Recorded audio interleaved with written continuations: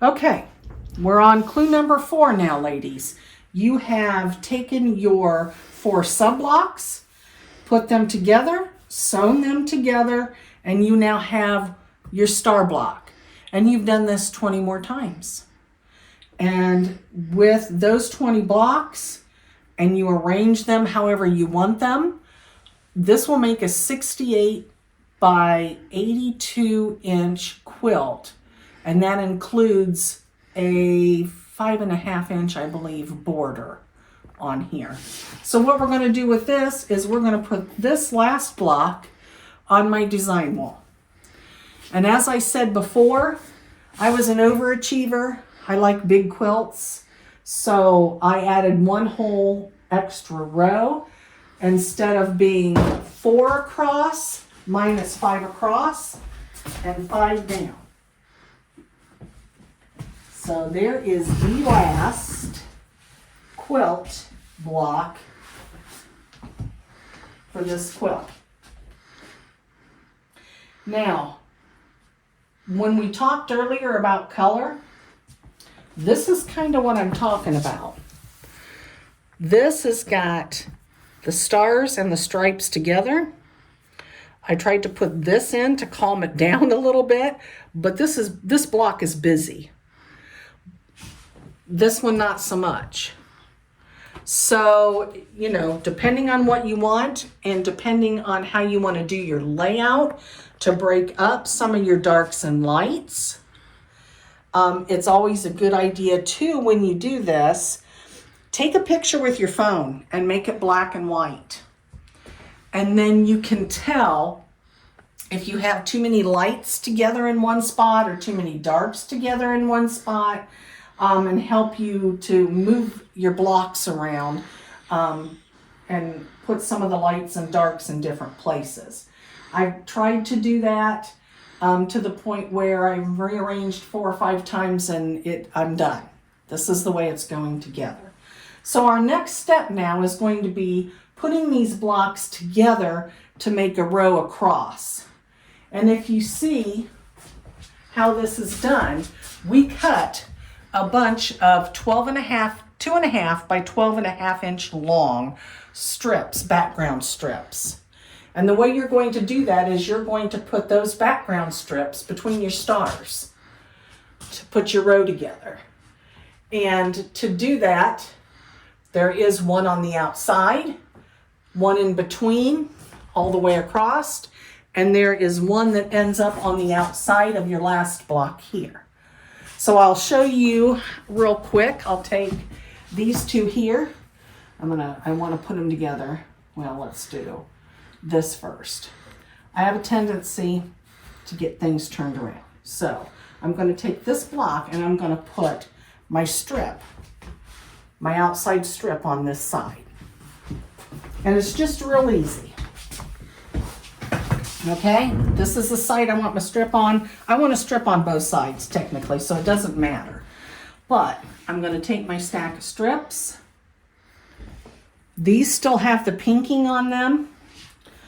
So it is what it is.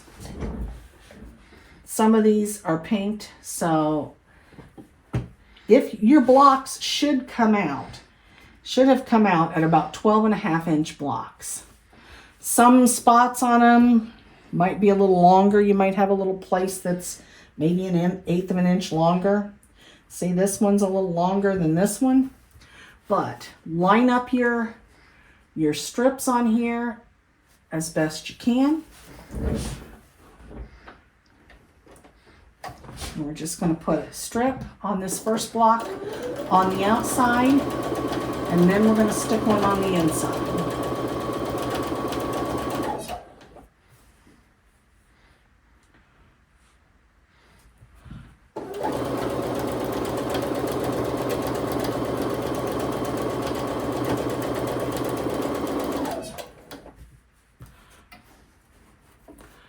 Like I said, this is going to be, get them straighten around here a bit.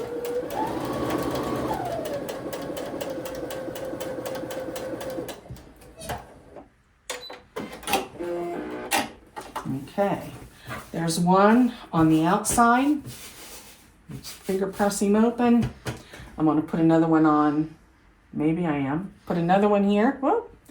And like I said, I have looked and looked on this Kona, and I can't tell a difference between the front and the back. Is there a tone-on-tone print, or is it just plain? It's just plain white. Then I don't think it makes a difference on that. I can't tell a difference. So I was going to give you a tip. If it was if white it was, on white, you could get a black light flashlight and tell. Usually my eyes are good enough if it's a white on white. I can tell it. It's just doesn't always work that way with the solids. True. I just can't tell the difference on them.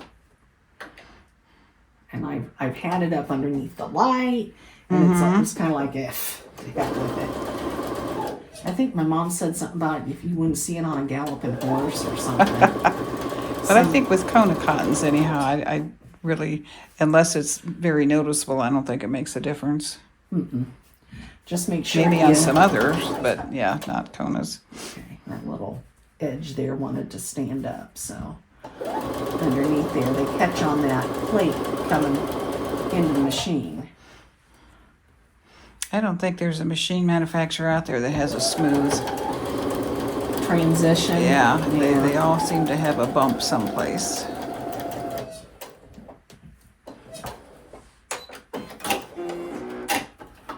Okay.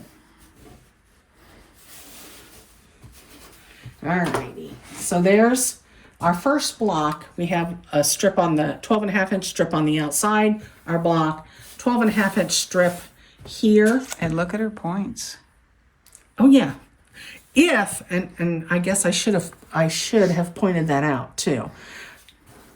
You can see my points here. All right. If you have some points that are really close to the end of your fabric and you don't have a 1/4 inch, the best way to do that would be to take and flip it over, put your piece behind. I might want to look at that. And right in here, okay, where your seam is on your block for your points.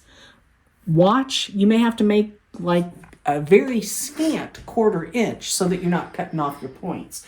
But you can do that by doing it backwards, basically. Lay your 12-inch strip here, flip it down, align it, and sew so that you can see where your points are so you're not cutting off your points. So if you run into that problem, you can do that. I lucked out on my first row. So far, so good, and still had points. So it was one of those miracles. Okay, so now I'm going to take this side here and sew it on to hook my blocks. So was that a Merkle miracle? Yes, it's a Merkle miracle.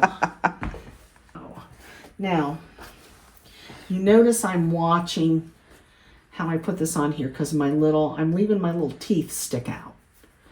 Because my little teeth are on the outside of the 2.5 inch. So,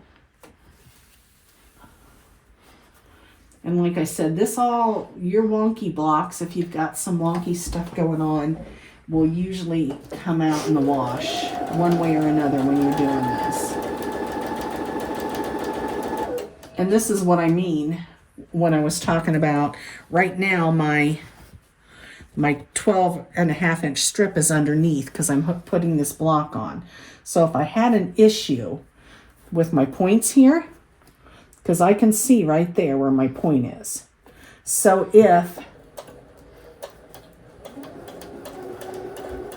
I can scoot that over a bit if I needed to in order to make sure that I have a point and I'm not sewing my point off. So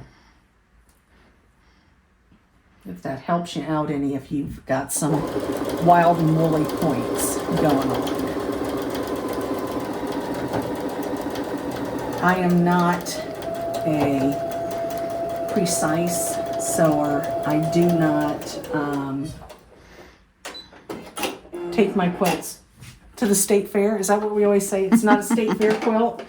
It's not going to the state fair. So usually I gift mine to people. I don't even have one of my own. So see how okay.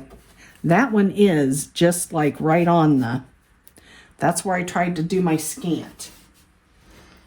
This one, I've got a little dribble. So basically this is what you're going to do all the way across that row. 12.5-inch strip, your block. 12.5-inch strip, your block. I'm going to put another 12.5-inch strip on the end of here and keep going until I get all the way across. So have fun, girls. Get all those rows put together and we'll be back.